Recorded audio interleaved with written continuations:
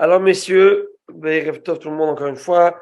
Monsieur Harouche, très joli cadre derrière vous. Rabbi Moïse Deri, Monsieur Brunner et tout le monde. Monsieur Benaïm.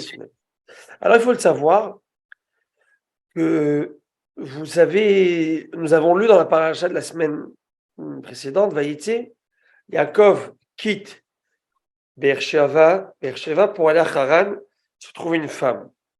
Se trouver une femme, oui, mais il y a deux idées. Il y a quitter Beersheva et aller à Haran. Quitter Beersheva parce que en allant à Haran, automatiquement tu quittes Beersheva. Mais il y avait deux idées dans ce projet. Il y avait s'enfuir de Ésaü et trouver une femme. Donc s'enfuir d'Ésaü, c'est-à-dire quitter Beersheva, aller à Haran pour trouver une femme. Parce que Yitzhak, à la fin de la paracha, lui avait ordonné de se trouver une Kala et d'aller dans la maison de sa tante, de sa mère, Rivka, où il avait trouvé lui-même sa Kala. Et il va aller dans la maison de Lavan, qui était donc l'oncle de Jacob, et il va se trouver Rachel et Léa, on le sait, on connaît l'histoire. Dans le... Oh, Echela. Merci Harry. Dans ce voyage, il arrive dans l'endroit qui s'appelle Beth-El, où vous connaissez Aramoria, l'endroit où il y a eu où son père a été est monté en holocauste sur un autel et il n'avait pas prié. Et à un moment, il va dire comment c'est possible que je n'ai pas prié dans un endroit où mon père avait prié, mon père a fait la Kedat Yitzhak, la ligature d'Yitzhak là-bas. Donc il s'est arrêté, il a prié, il a couché, il a dormi là-bas. Donc ça, je veux dire que durant 14 ans avant ça, il s'était arrêté pour étudier la Torah dans la yeshiva de Shem et Ever. 14 ans. Vous imaginez ce que c'est 14 ans? Une vraie préparation au mariage. Ça demande 14 ans de préparation pour pouvoir se marier et être prêt. Et quittant donc la yeshiva, il s'installe là-bas, il va s'endormir. Et il va arriver. On parle de 20 ans, non? Comment? Excusez-moi, on ne parle pas de 20 ans? 20 ans chez Lavan. Non, chez Lavan. Chez Lavan. 20 ans chez Lavan et 14 ans dans les yeshiva de Shem et Ever. Donc 14 plus 20, à peu près 34 ans. 34 ans où il va être en dehors de la maison de ses parents, c'est-à-dire en dehors d'Eretz Israël. Et il va à un moment rêver. Il va rêver en voyant une échelle qui était plantée au sol et dont le sommet atteignait le ciel. Il va voir des anges monter et descendre. Bon, nos Chachamim vont nous dire à quoi fait référence ces anges. Selon les Chachamim, c'est qu'on parle des anges qui l'ont accompagné à la limite et à la frontière d'Eretz Israël, et ceux qui vont prendre le relais, c'est les anges d'en dehors d'Israël. Ce sont deux groupes d'anges différents. Mais il y a un midrash intéressant qui dit quelque chose différemment. Il dit qu'en fait, ces anges qui sont venus sont montés, et ce sont les anges qui étaient en Israël pendant cette période, mais qui étaient bloqués en Israël, un petit peu pris en otage. Qui étaient ces anges?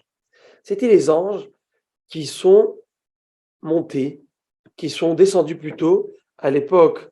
Oh, Rabbi Maurice, quel simcha de vous voir. Et à cette époque, il y avait, vous vous rappelez quand les trois anges étaient venus chez Abraham, un pour annoncer à Sarah la naissance, un pour guérir Abraham, mais cet ange qui allait guérir Abraham était accompagné encore d'un autre ange qui allait détruire Sodome et sauver Lot. Et ces deux anges étaient bloqués. Ils ont fait escale dans le monde terrestre, et après avoir détruit la ville de Sodome, ils étaient bloqués, ils n'ont pas pu revenir au ciel. Et pourquoi donc?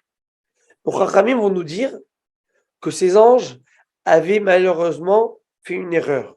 Quelle erreur? C'est que leur langue a fourché. Et l'ange, ils ont dit, lorsqu'ils allaient détruire Sodome, ils ont dit à Lot, dépêche-toi, car nous allons détruire l'endroit dans quelques instants. Nous n'avons pas le temps. Amen. Nous n'avons pas le temps. Nous allons détruire l'endroit. Ces anges. Donc c'était, on sait, Michael et Gabriel. Et Raphaël et Gabriel. Et donc, à Botaï, ces anges qui ont dit ça, eh ben, Dieu va dire, vous allez rester sur terre. Pourquoi? Vous êtes punis. Parce que vous avez laissé entendre comme que c'est vous qui êtes les maîtres de la situation. Et c'est vous qui détruisez l'endroit suite à votre jugement. Et donc, vous avez laissé entendre quelque chose qui est faux. Alors que les anges, et surtout eux, que les anges sont un petit peu, les anges sur terre, c'est quoi? C'est l'expression de Dieu sur terre. C'est ceux qui vont relayer la parole divine. Donc, elle doit être relayée vraiment de manière intacte, sans aucune ombre sur la gloire divine. Et vous avez donné l'impression que c'est vous qui gérez. Qui m'achritim maintenant. Eh bien, ils sont restés sur terre pendant des années, des siècles. Et arrive ce moment-là où ils vont retrouver une liberté. Ils vont pouvoir remonter par quoi? Par cette échelle, dans le rêve de Yaakov, qui symbolise quoi? Amen. Pourquoi avec Yaakov Avinu? Pourquoi Yaakov spécialement? Et pourquoi durant ce moment-là? Eh bien, simplement parce que ils ont retrouvé une sérénité.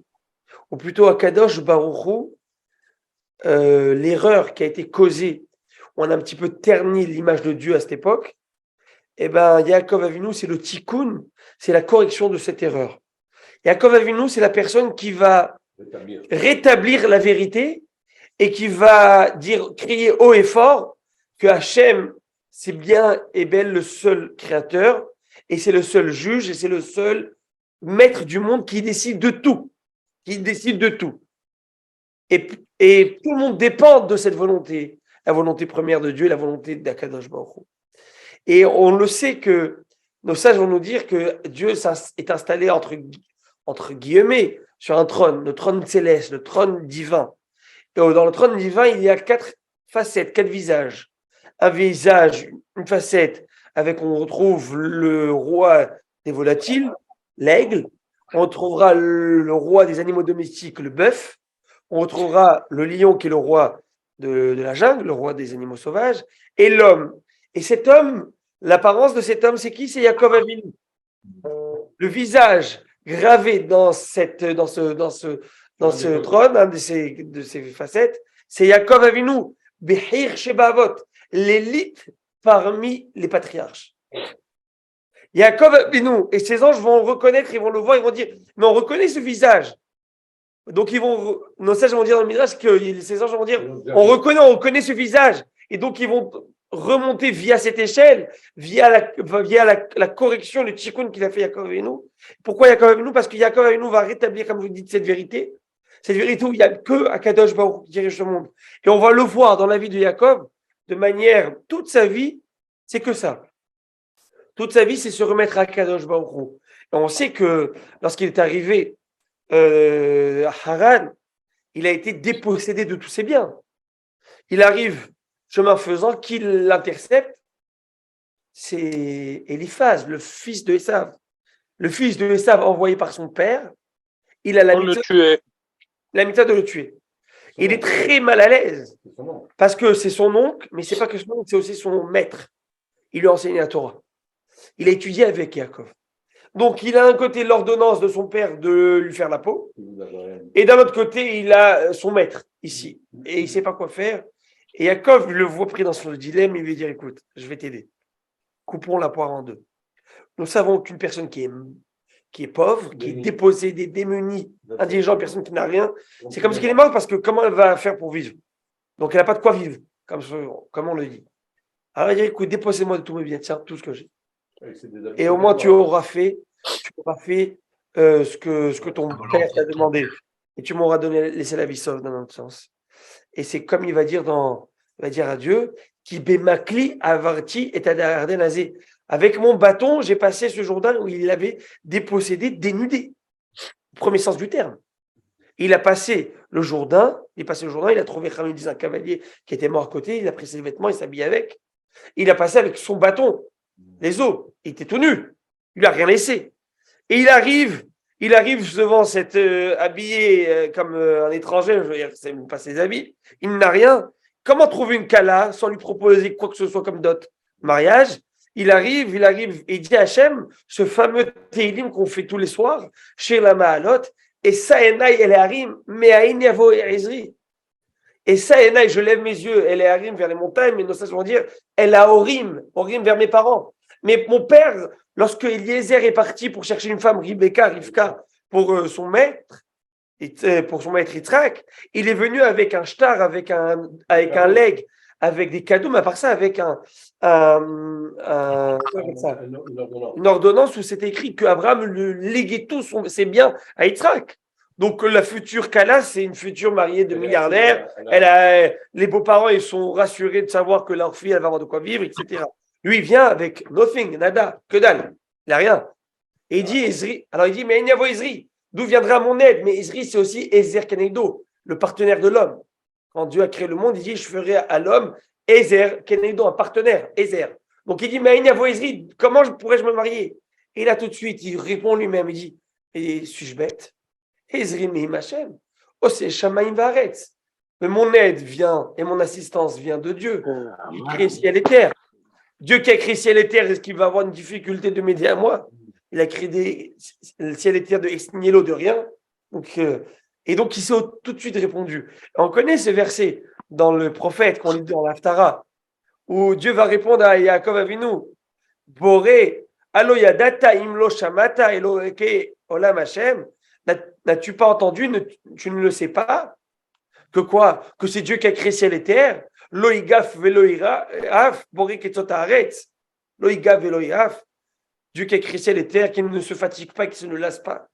Alors, franchement, tu as cette question. Et toute sa vie, il va promouvoir l'existence divine. Et pas simplement les promouvoir, c'est qu'il va vivre avec cette réalité. Au point où ça est vraiment mis en relief. Permettez-moi de mettre en relief dans un passage de la paracha que nous avons lu, qui est juste impressionnant. Impressionnant. Il veut se marier avec Lavan, il n'a rien. Il lui dit, je 7 ans pour marier avec Rachel. Il va travailler 7 ans pour elle. Ce robe, il le roule. Il le roule dans la farine, il lui donne Léa. Yaakov accepte, comprend que c'est Dieu qui en a décidé ainsi. Il va travailler encore 7 ans, 14 ans. Free, ça veut dire qu'il ne prend rien pour lui. Et après, il va dire à maman, à Lavan, écoute, maintenant, il faudrait que je fasse un petit peu là, il faudrait que je fasse pour la maison. Il lui dit, vas-y. Donc, va à l'Aïsecharecha. Dis-moi ce que tu veux comme commission, ce que tu veux comme salaire et je te donnerai. Vous savez ce qu'il va lui répondre? Il va dire, écoute, j'enlèverai de ton troupeau tout ce qui est moucheté, tacheté, rayé, bref, tous les animaux avec taches. Tu me laisses que les blanches. Et tout ce qui va, toute progéniture tacheté, rayé, etc., qui viendra, je le prends pour moi. Maintenant, les probabilités sont 0, je ne sais combien, moi. Rien, quoi. Un blanc, ça donne un blanc. Un roux, ça donne un roux. Un tacheté, ça donne un tacheté, peut-être. Il y a un blanc qui donne avec des points de rousseur, avec des ça, c'est un peu... Et il va lui dire... Et là, il va voir que des tachetés, que des trucs. Et il va lui changer combien de fois de salaire, de contrat? 100 fois. Lavan avec des ruses. C'était un rusé, le type. Lavan, un blanchisseur d'argent, ouais, Lavan blanc. Le gars, c'est un rusé. Je vous raconte une histoire. Bon, je vous fais sourire un peu. Tellement rusé ce rachat. On raconte une histoire que j'avais lue. Que le grand Mekoubal, un grand sadique qui s'appelait Moshe El-Tir. Si je ne me trompe pas. Il était dans la synagogue du Harizal. Harizal, vous savez, c'est qui? Le plus grand des kabbalistes de tous les temps, le rabbi Tzrak Luria, qui vivait à Tzfat. Avant de quitter l'Égypte, il partit à Tzfat. Avant de quitter.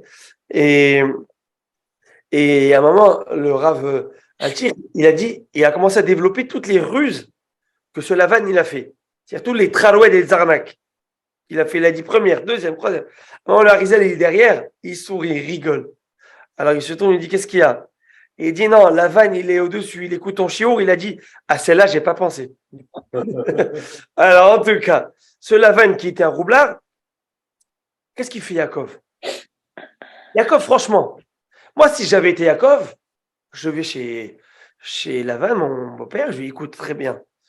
Écoute, je travaille tant et tant d'heures par semaine. Il travaillait 24/7, le pauvre. Et comme il disait dans le passouk, lui-même, il dit le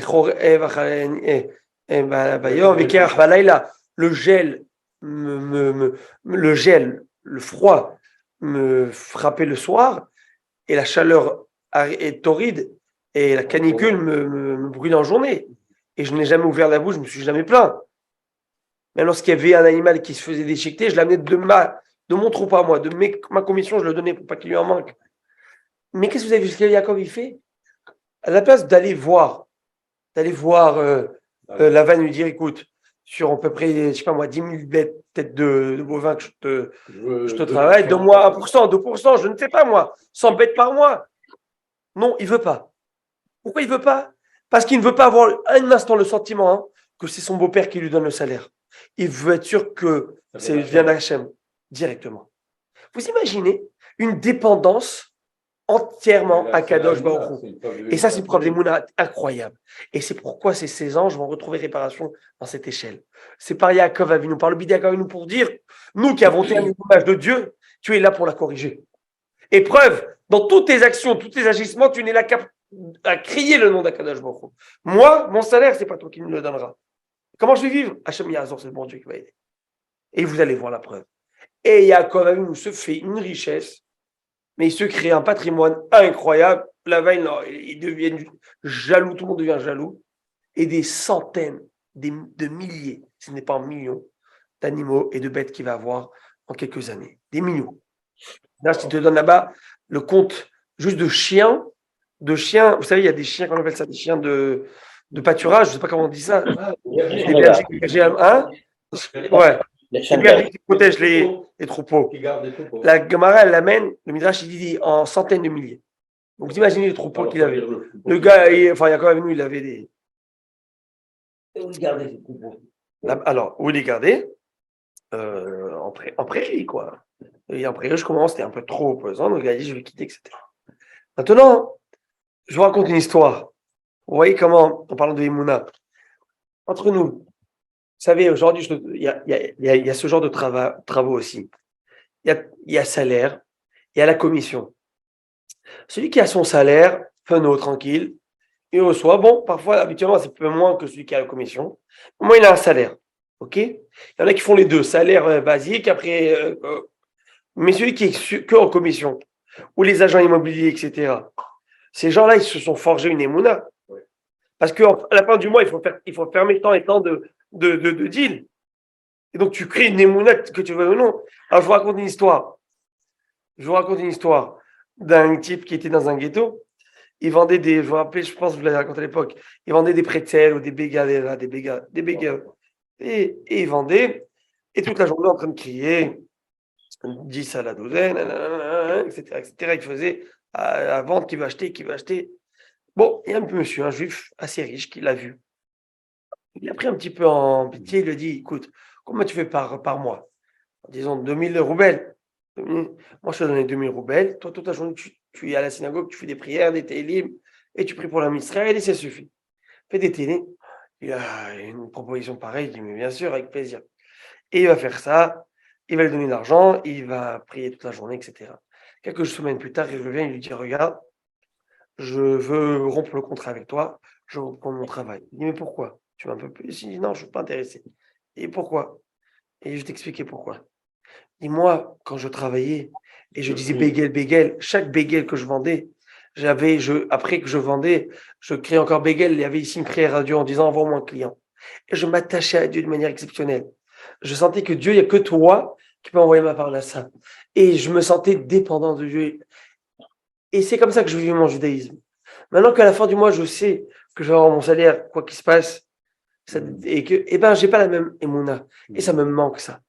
Et même si je fais des télim, je fais des prières, mais c'est pas ce feeling que j'ai de rattachement à Kadosh Baruch Hu. Et j'ai besoin de ça. J'ai besoin. Alors je ne dis pas d'aller travailler à la commission. Non, mais. Je suis en train de promouvoir du tout, mais ce dont je dis, c'est que, et même ceux qui travaillent avec le salaire, est-ce que tu crois que ça suffit? Des fois, ça ne suffit pas du tout. À la fin du mois, tu arrives, aujourd'hui, avec le coût de la vie, l'inflation, etc., tu arrives à des choses, des prix aberrants.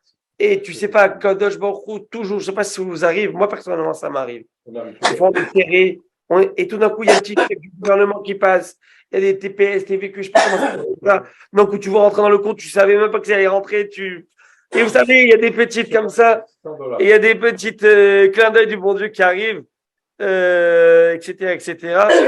Donc, Akadosh Hu il aide, qu'Hachem vous envoie toujours par Chayat Slacha. Ça, c'est par rapport à la paracha de Vayetze, donc on voit le tikkun de Yaakov, des Malachim par Yaakov Avinu. Un dernier point, 2 minutes, et après je prends la Gemara. Je veux dire un petit mot, moi aussi. Oui, bien sûr. Vous savez que dans la paracha de Vayeshev, là qu'on va lire maintenant, c'est marqué que, vous savez, Yaakov Avinu, il a gardé les 613 mitzvot, même qu'il était chez le Racha Lavan. Et vous savez comment c'est ça? Parce que c'est marqué dans le passouk, Im Lavan Garti. Et le mot Garti, c'est 613. Tariag. Bravo. Ramim Salva, Tourim, si je ne me trompe pas. Tariag mitzvot yamarti, im lavan garti, tariag mitzvot yamarti. C'est une question que les Chachamim demandent.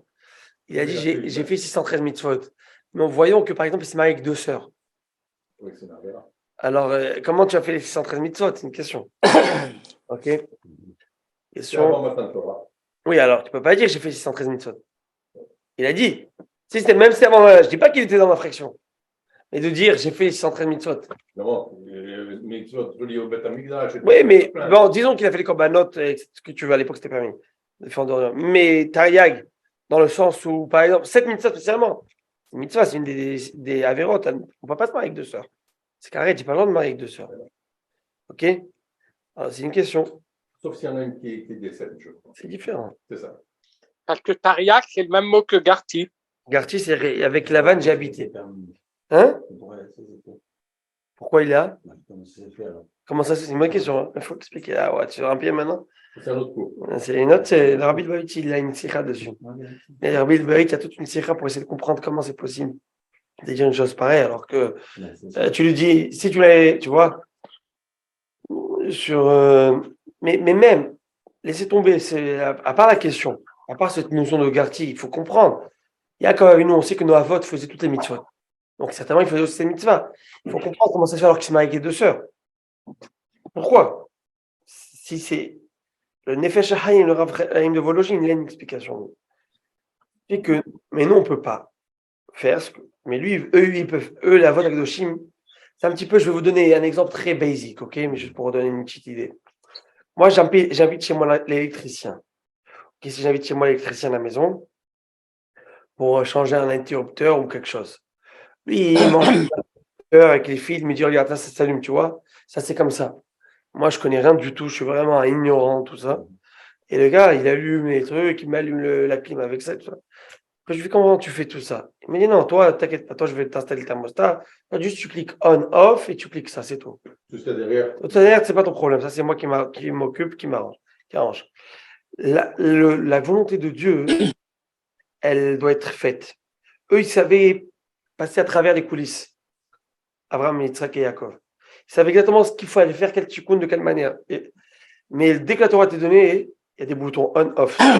Pas dire, moi, je connais les coulisses. Je connais rien du tout des coulisses. Les coulisses, eux, ils savent exactement ce qui est quoi, s'attendait. À quoi exactement. Voilà. Mais une fois qu'elle te donnée, Dieu te dit, mon gars, tu n'es pas du tout à ce niveau. Personne n'est à ce niveau. Ne joue pas. Si tu changes une mitzvah de la Torah, un prophète qui te dit une mitzvah, tu la changes.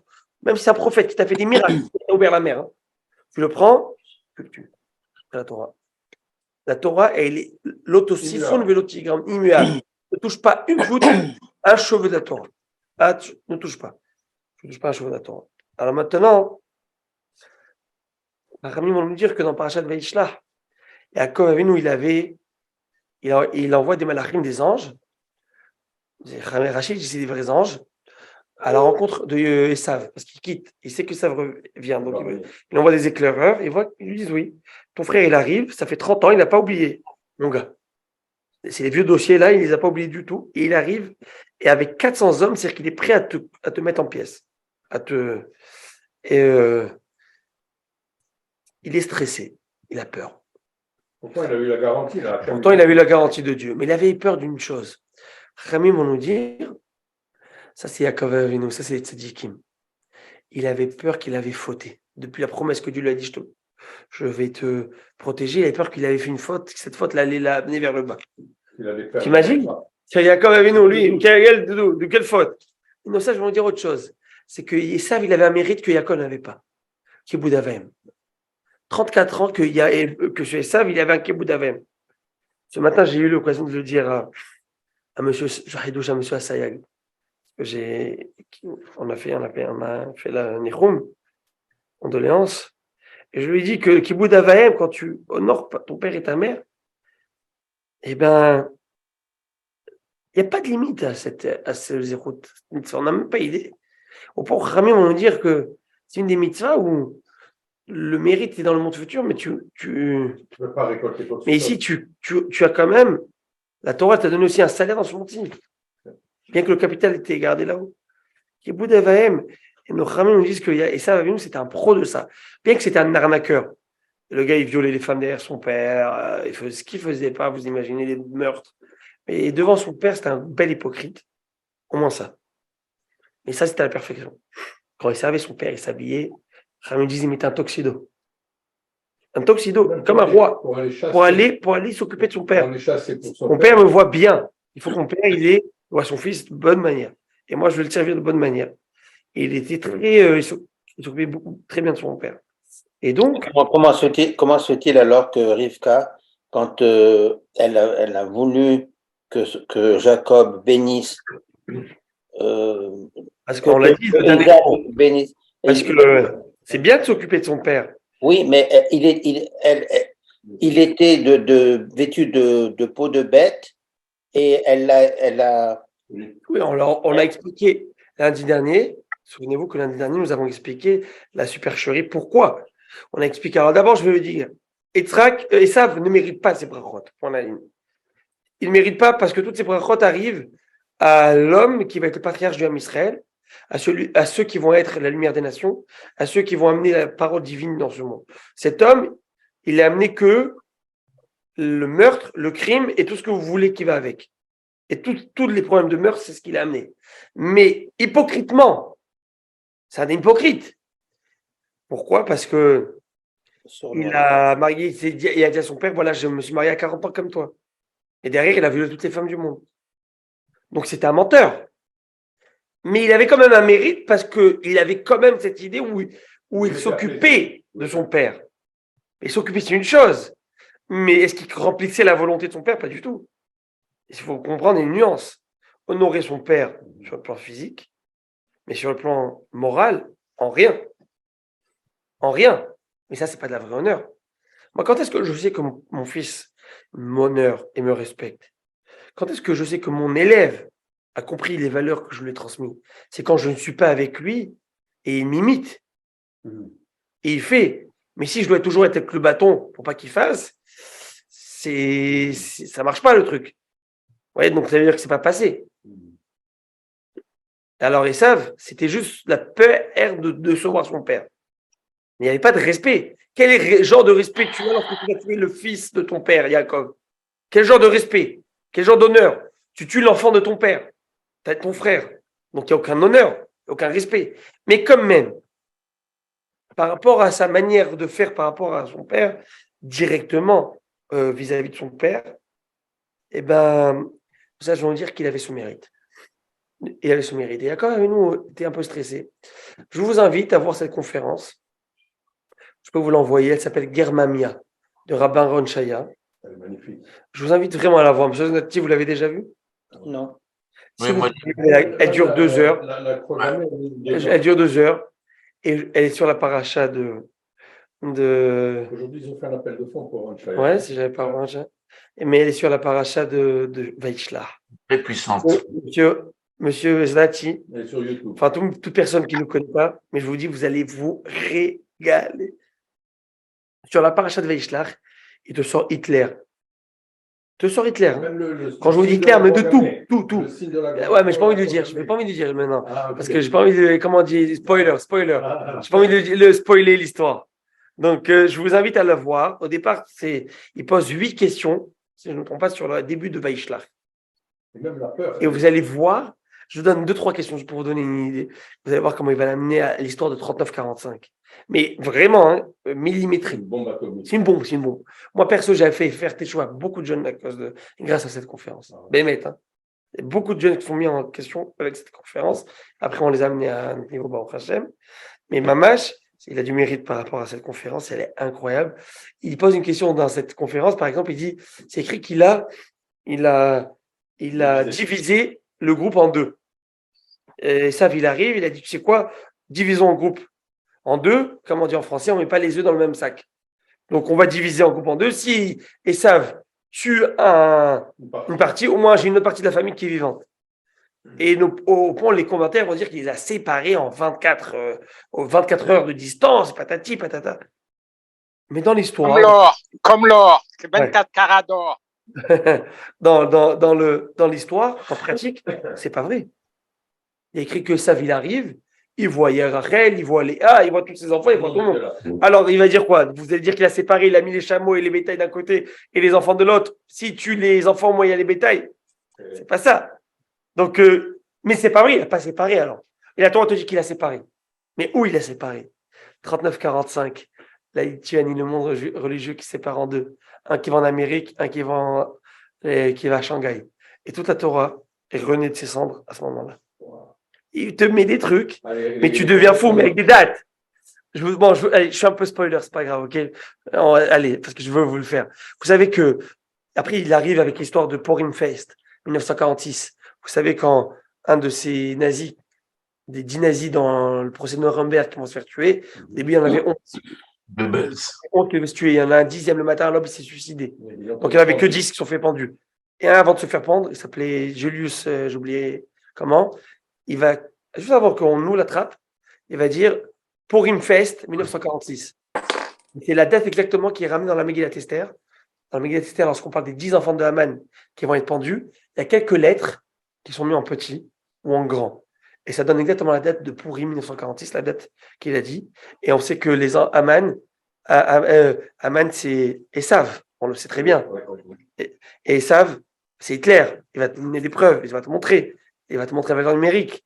Et vous savez que, maintenant, c'est un truc incroyable historique. Vous savez que Marchemo, Hitler, il a écrit un livre qui s'appelle Mein Kampf, toute sa philosophie. Maintenant, lui. Ah ouais? C'est vrai ça? En tout cas, c'est sa philosophie. Il dit à Rick, c'est pas lui. Où tu as vu ça, toi? J'ai lu, tu sais, le livre qu'il a écrit. Il a dit à Rick que c'est pas lui qui a écrit. Il y a eu 2 livres que j'ai lus qui ont été écrits. Chers amis, je peux vous souhaiter un très chaleureux. David Mélaché. Bon. Alors, dans un de ces 2 livres, j'ai lu 2. Et il ne faut pas accepter des choses comme ça. Bien sûr que c'est Hitler qui l'a écrit quand il était en prison. Il l'a dicté. Authentique. Je vous le dis. Bon, non. Alors, il faut voir. Mais bon, normalement, ce qui est communément connu, c'est la philosophie d'Hitler. Alors, ce type-là, en tout cas, c'est pas un livre à lire. Ce type, il a fait, écoute, parce que ce qu'il retrouve là-bas dans le documentaire, je vais te montrer, c'est qu'il a les droits d'auteur. Ça coûte de l'argent. Tu le vends à, comme il te dit, je sais pas moi, à 100 Deutschland marques de l'époque. Normalement, il aurait dû réfugier son argent en Allemagne. Il n'était même pas lui-même, à l'époque, lorsqu'il a écrit, confiant, il a caché en Suisse. Raconte en Suisse.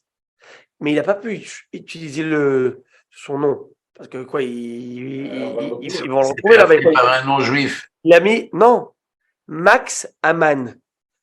Oui. Max Aman, c'est un pseudonyme. Max Aman, le nom choisi, Max Aman. Ah, franchement, il fallait le trouver, ce nom. Maintenant, c'est pas terminé. Bon, je vous en prie, je vous envoie. Vous voulez que je vous envoie le lien, messieurs? Je l'ai. Vous l'avez trouvé? Vous l'avez trouvé? Oui. Envoyez-le-moi sur le chat, je vous dis si c'est celui-là. Continuez, rabbin. Ouais, je vais. Quoi? Envoyez-le. Oui, envoyez-le. Intéressant. Donc, je continue un petit mot qui dit dessus? Oui. Ok, alors je vous la fais rapide. Quelques petits briefs, après vous reverrez. Il dit comme ça, on retrouve que les forces négatives sont symbolisées par, chez nous dans la Torah, force positive, c'est le Aleph, qui représente Dieu. Ok? Pourquoi le Aleph? Je dis parce que le Aleph, la combinaison du Aleph, c'est une barre, c'est un Vav, avec un Yud à l'envers et un Yud à l'endroit. Yud et Yud, c'est 10, et Vav, c'est 6, ça fait 26, le nombre de Dieu. Maintenant, à l'antipode, le Aleph, c'est la première lettre de l'alphabet, ça représente Dieu. La dernière lettre, c'est l'antipode, ça représente quoi? Les forces d'impureté. La valeur numérique des forces d'impureté, c'est combien? 400. C'est 400. C'est quoi? C'est les 400 hommes qui viennent avec Esav à Rachel. Les 400 hommes. Il te dit, ces 400, c'est des forces magnifiques. C'est dit, prenez la croix gammée, c'est un tav qui est monté à l'envers, tav à l'endroit et tav à l'envers. De la même manière que le Aleph, il a un yud à l'envers et un yud à l'endroit qui représente yud, c'est le nom, c'est Dieu, yud kevavke. Eh ben, il y a des forces kadosh dans le monde en haut et des forces kadosh dans le monde en bas, pur. Ainsi, il y a des forces maléfiques dans le monde spirituel, des forces maléfiques dans le monde matériel. C'est les taves montés l'un sur l'autre, c'est la croix gammée. La croix gammée, ils ne sont pas comme ça.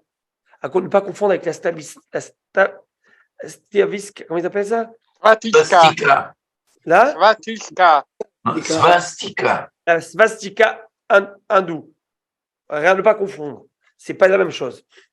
Alors, il te montre, et après, il te montre, c'est le Gemara dans Maseret Megillah, où Dieu, parce qu'il pose une question comme ça, il te dit comme ça, le Rav, il dit, Dieu te dit, je vais te protéger. Ok, je te protège. Alors, si Dieu te dit, je te protège, de quoi tu as peur? Il a peur quand il voit ça. Rashi, la Gemara, il dit, de peur qu'il y ait une faute de peur qu'il ait une faute qu'il a entraîné de peur qu'il ait été entraîné par une faute. Et Dieu va dire, et la question que demande à Rav, de quelle faute parle-t-on? Quelle faute tu as eu peur? Au point où croire que la protection divine ne va plus t'aider. Et la Gemara, dans Maseret Megillah, il dit qu'il y a un verset dans les Télim, où ce verset, en fait, c'est.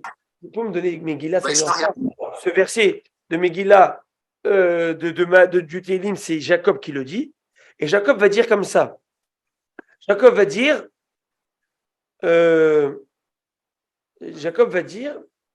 dans le Télim, je vous le dis oralement,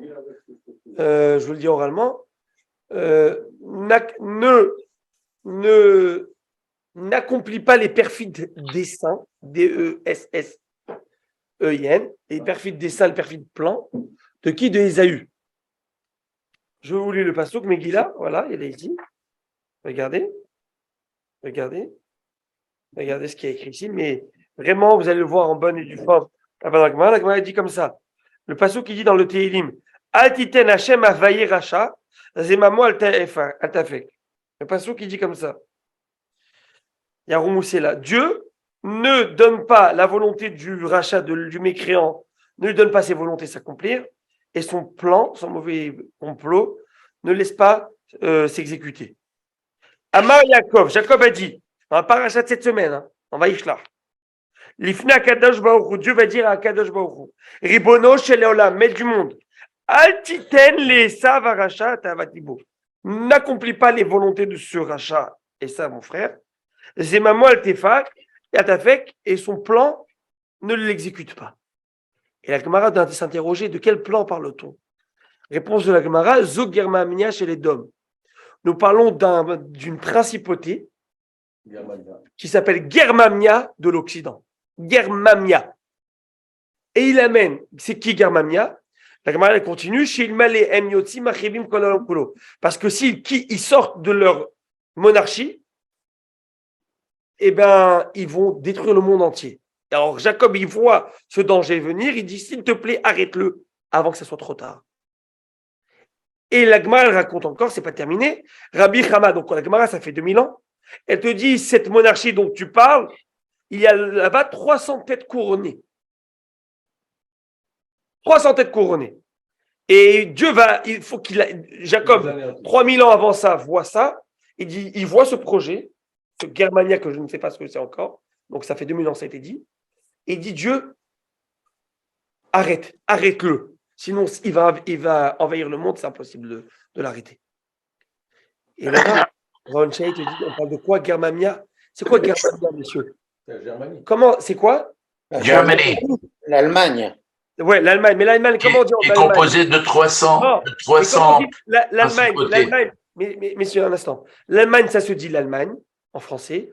En anglais, c'est Germany. Et en allemand, c'est Deutschland. Donc, il n'y a pas de Germanie, ça n'existe pas Germanie. Maintenant, 200 ans avant, ça fait 200 ans à peu près, il y a un rabbin qui s'appelle le Yarabet. Il te dit Germania, c'est pas Germania, c'est Germania. Il faut lire. Mais c'est une erreur de la censure. La censure de Germanie. Maintenant, c'est quoi Germanie? Il amène une Mishnah dans Masechet Negaïm, on parle des plaies sur les hommes. C'est les hommes, ils ont des plaies. vous savez, de la lèpre à l'époque. Et il te dit, il y a un peuple qui s'appelle les Germonies. C'est des blonds, des grands blonds. Comme ça, Gemara dit. Écoutez, hein, pas terminé ça. Ça fait 2000-3000 ans avant la Shoah, avant tout ça. Les Ariens. Hein? Les Ariens.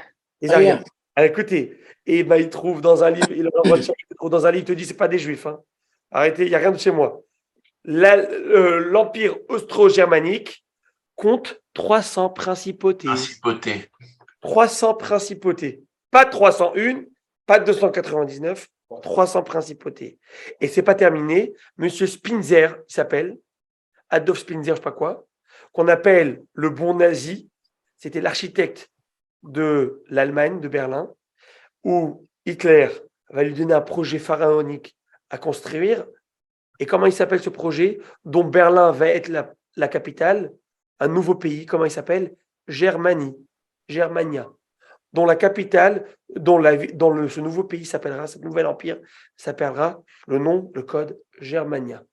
La Gemara, ça fait 2000 ans, qu'est-ce qu'elle te dit? Jacob, il voit quoi?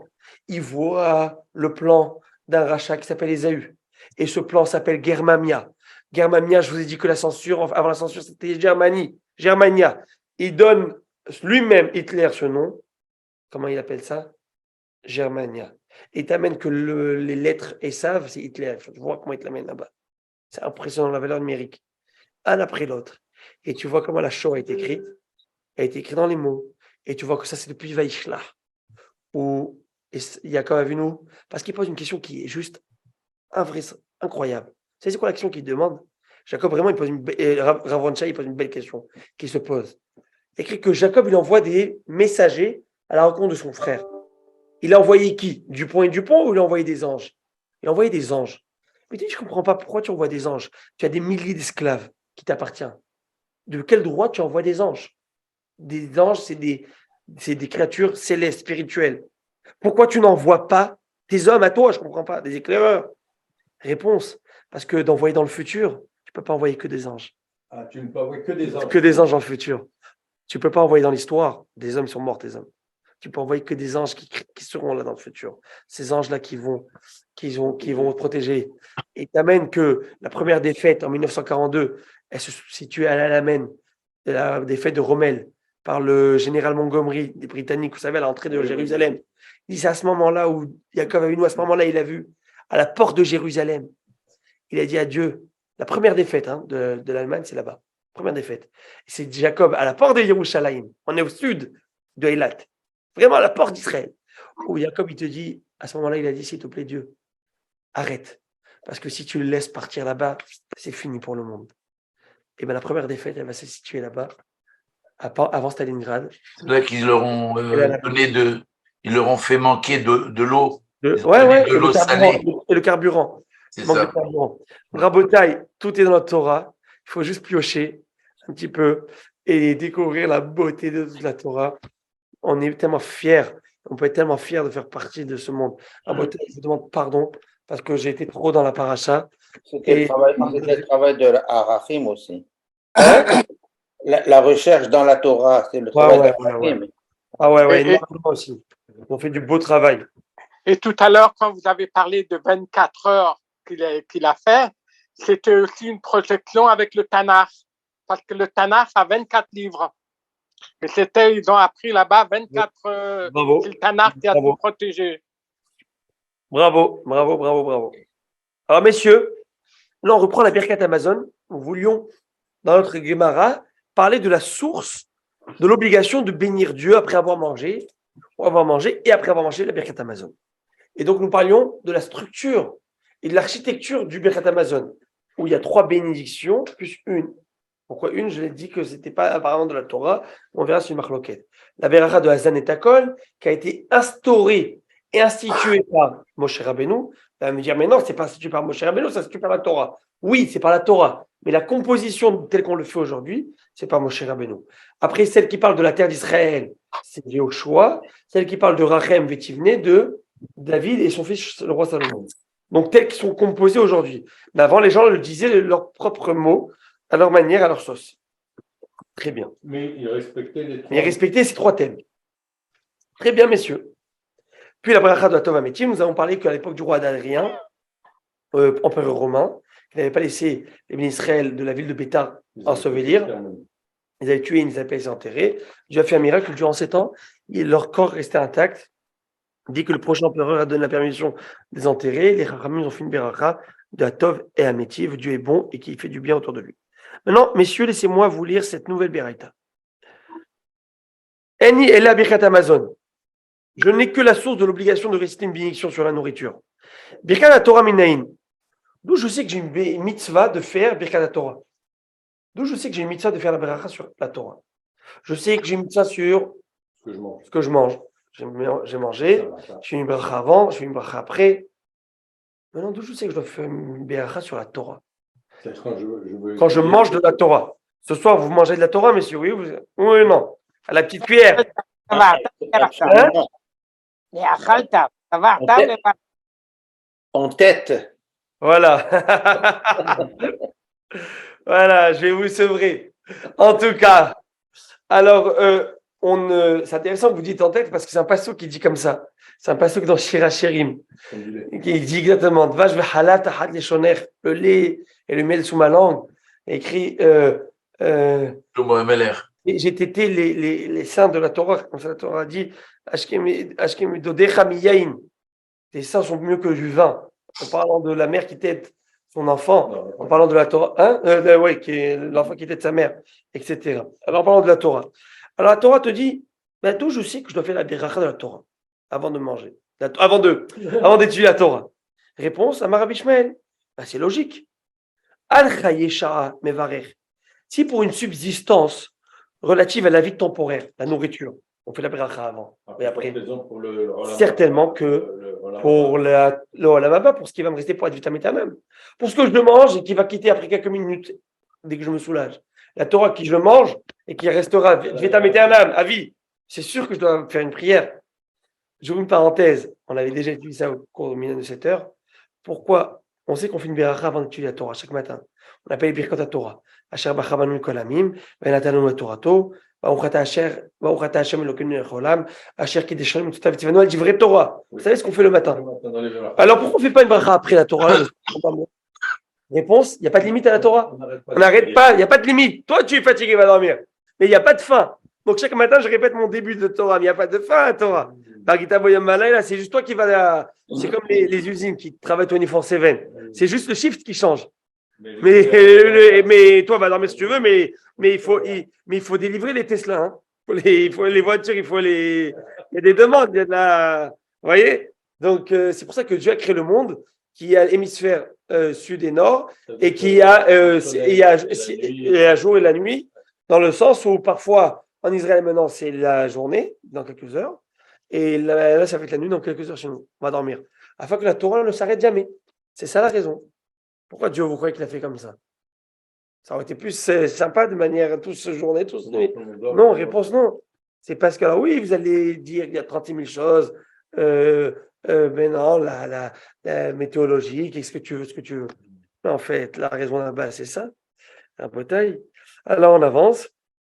Et puis il te dit Rav Chia bar Nachmani, Tamido chez Rabbi Ishmael, Rav Chia bar Nachmani, élève de Rabbi Ishmael, dit au nom de Rabbi Ishmael, et Notzarich. C'est le raisonnement que je voulais dire à plus forte raison, il n'est pas nécessaire. C'est clair et net pourquoi il faut faire une beracha avant la Torah. Parce qu'il y a écrit dans la Torah, à la Haaretz Tova, tu remercieras Dieu pour la bonne terre qu'il t'a donnée. Et on sait que la bonne terre qu'il t'a donnée. Et on sait que lorsqu'on parle des tables de pierre, la Torah, les commandements, il y a écrit je t'ai donné les tables, pierre et commandements. Je t'ai donné. De la manière que il y a écrit le mot. Je sens pas bien de moi de les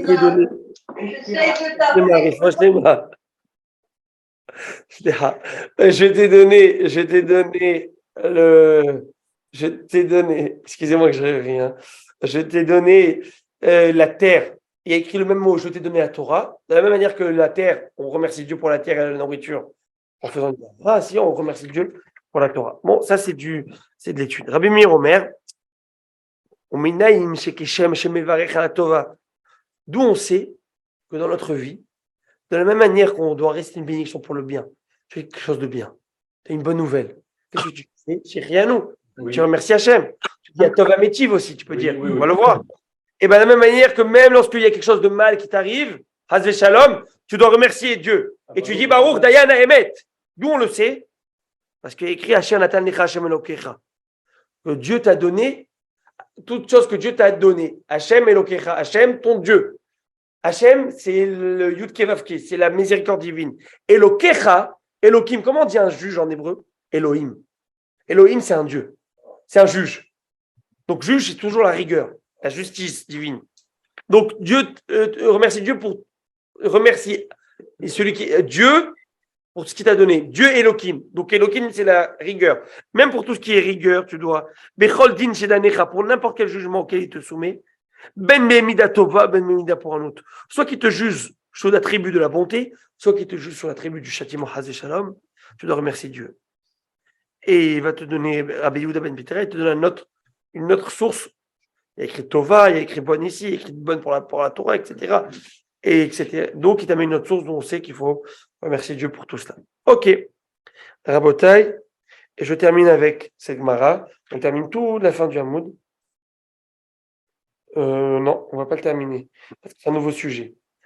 La Gemara, elle va venir un sujet où on va voir qu'on fait dans Birkat Amazon, Nod Elecha, Dieu on te remercie, Nod Elecha, Shem Elokenu, Al Tova Shenchalta Lavotenu. On remercie Dieu pour nous avoir donné la terre d'Israël. Dans chaque Birkat Amazon, un des termes principaux, c'est de remercier Dieu sur la terre d'Israël. Ok? La terre d'Israël. On est relié, attaché à notre terre. Et on va voir que la Gemara va dire celui qui ne parle pas de ce thème, son Birkat Amazon n'est pas bon, il doit recommencer son Birkat Amazon. Et on va voir qu'il y a plusieurs thèmes qui doivent être dits, clairs et nets.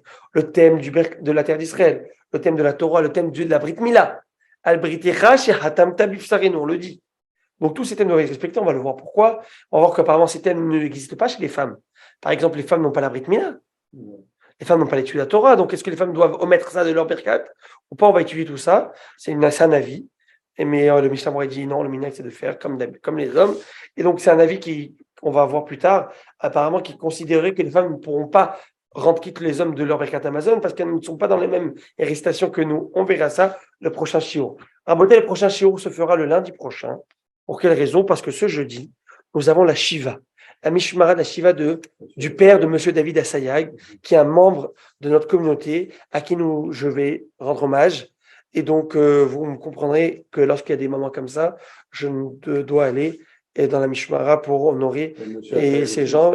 Monsieur Assayag était un pilier et impliqué. Je n'ai pas eu la chance de connaître, mais paraît-il qu'il était impliqué dans le Kahal et il ouvrait le Bet HaKnesset et s'occupait de tout ça. Et son fils, sa belle-fille est là. Donc, on va rendre hommage à ces gens. Donc, vous me pardonnerez si ce jeudi, je ne pourrais pas faire le shiur. Oui, monsieur Nati. Il y a un compromis parce que jeudi également, c'est la belle-fille du Rav Saadia. En plus aussi, c'est vrai, il y a le Shloshim. Alors, peut-être que je vais faire, après je vais aller là-bas. Je ne sais pas comment je vais faire. Mais pour il faut les Shloshim. Hein? Il faut les Shloshim. Chabad. Jeudi prochain? Ce jeudi. Jeudi. À quelle heure? Le même soir. Je pourrais l'envoyer. Je vais dès que je l'ai. Oui, s'il vous plaît. Ouais, le flux est passé, mais j'ai un peu la voix. Les attachés bénédères. Alors, je vous embrasse. Merci. Shabbat. Merci. Allez, Zach.